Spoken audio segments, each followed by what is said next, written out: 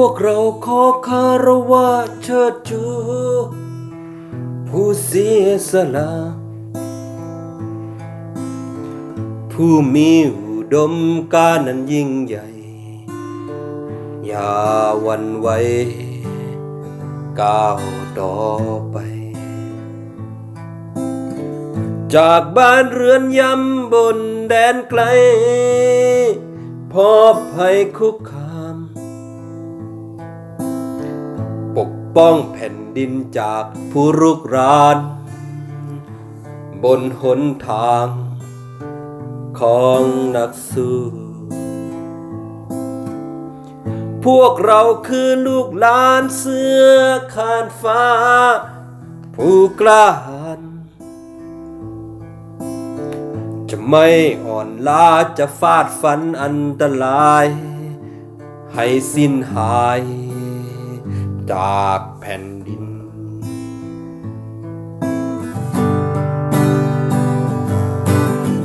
เราผู้กล้าปกป้องชาติแม้ตัวตายเสียเลือดเนื้อด้วยใจไม้ให้ลูกหลานสืบสานแทน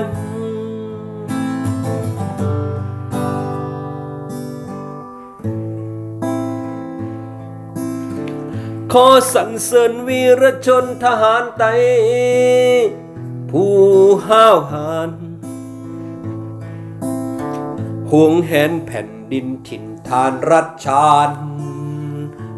ไม่ให้ใครมาทำลายจะขอตั้งปณิธานรักษาไว้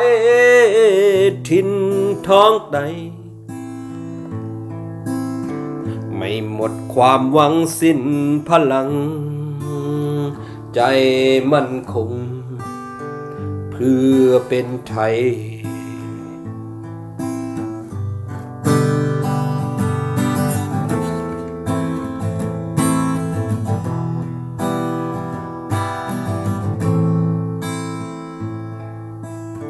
เฮาย่องย่อนำเสอสู่เศร้าเตียวก็หัดหันหับการปานสืบปานลายสู่ก็อำหวนหลังอำวนกวังนำเสอหักเคอนั้นเตรียมทนเตียวก่อนมีงานหับกันตาเคินนั้นนำเป็ดลายถึงตัวตายเสื่อมวายหายตอนส่วนอันบนมานั้นเฮาลีต้องอย่าผิดซ้ำสองกลเมืองไตแต่หลักมุงมองสู่เก็ดเคกังเฮนอนนุ่นเสือ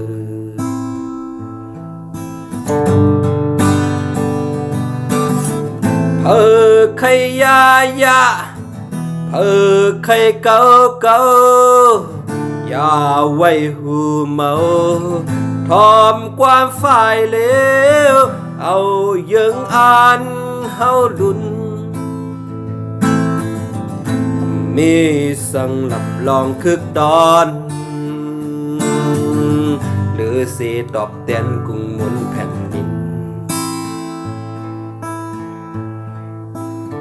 เอาการปุ่นเมืองแห้งเยอะเลยนะเฮิดตาก้นตั้งน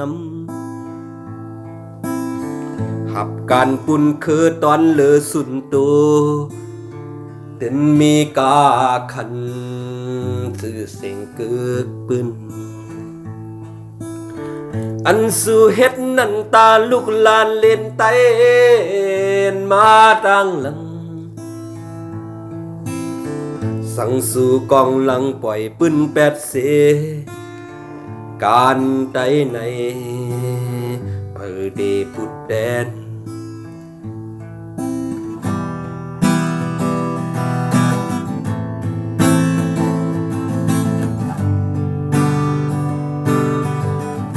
วกเราคือลูกหลานเสื้อคานฟ้า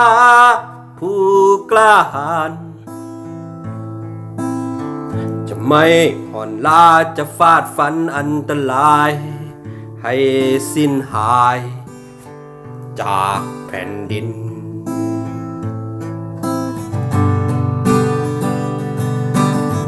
เราผู้กล้าปกป้องชาติแม้ตัวตายเสียเลือดเนื้อด้วยใจไม้ให้ลูกหลานสืบสานแทน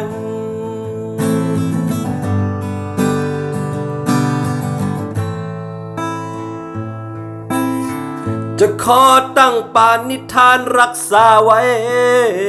ถิ่นท้องไตไม่หมดความหวังสิ้นพลังใจมั่นคงเพื่อเป็นไทย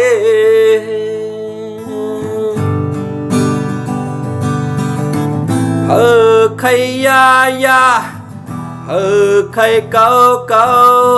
อย่าไว้หูเมาทอมความฝ่ายเลวเอายังอันเฮาลุนมีสั่งลำลองคึกดอนหรือสีตอบแทนกุงหมุนแผ่นดิน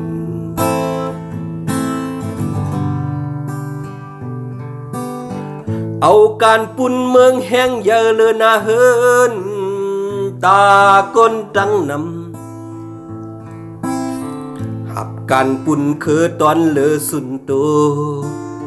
เป็นมีกาขันสื่อเสียงกึกปืนอันสู่เฮ็ดนันตาลูกหลานเล่นไตมาต่างหลังสั่งสู่กองหลังปล่อยปืนแปดเสการไตในเผยเดปุดแดนสั่งสู่กองหลังปล่อยปืนแปดเสการไตในเผยเดปุดแดน